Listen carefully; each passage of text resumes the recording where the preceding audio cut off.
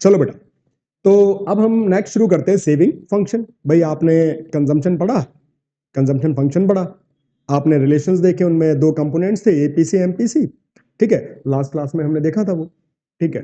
तो अब जैसे कंजम्पशन फंक्शन है वैसे ही बेटा सेविंग फंक्शन। तो बात वही है कि भाई हमें सेविंग फंक्शन से पहले ये पता होना बहुत जरूरी है कि व्हाट इज सेविंग, मतलब सेविंग क्या होती है।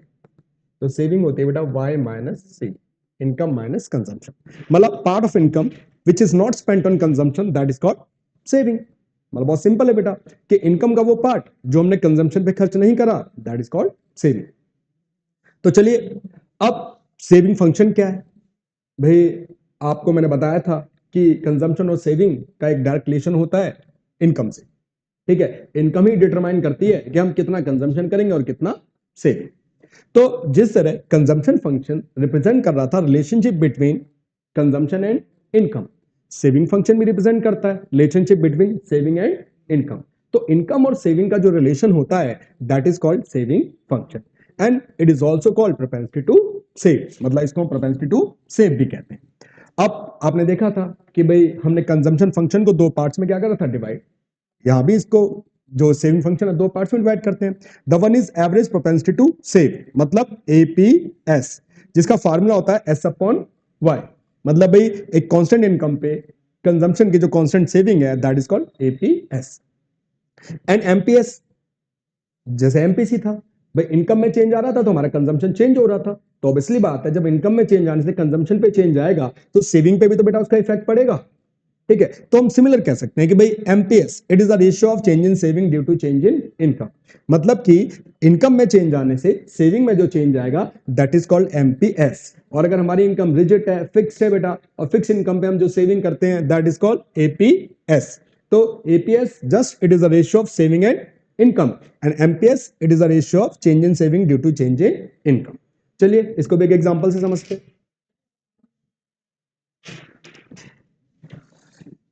तो बेटा APS, APS S upon Y अभी बताया। तो इसका एक एग्जांपल ले लेते हैं।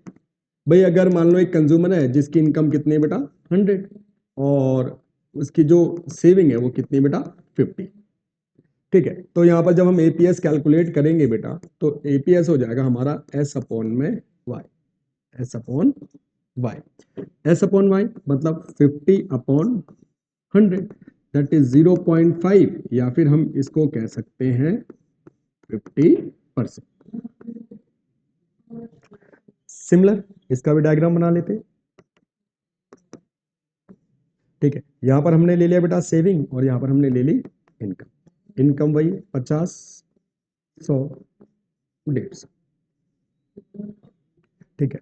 सेविंग 50, 100, 150, ठीक है। तो हमारी इनकम 100 है और सेविंग 50 है, ठीक है। तो इनकम 100 सेविंग 50, लाइन ड्रॉ करो 0.5 दैट इज कॉल्ड एपीएस। अब हम बात करेंगे एमपीएस की। तो MPS means marginal propensity to save. क्या फॉर्मूला बताया था बेटा मैंने अभी, delta saving upon delta income, मतलब कि इनकम में चेंज आने से सेविंग में जो चेंज आ रहा है दैट्स कॉल्ड एमपीएस। एग्जांपल से देखते हैं इसको बेटा।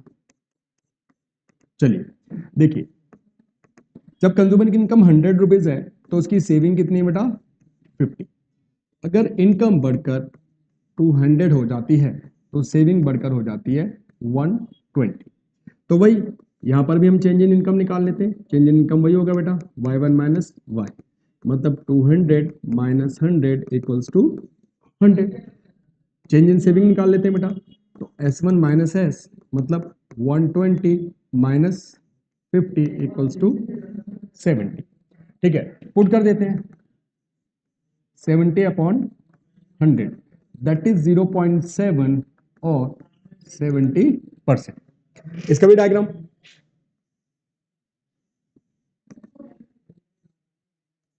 वाई एक्सिस पे हम ले लेते हैं डेल्टा एस और एक्स एक्सिस पे डेल्टा वाई।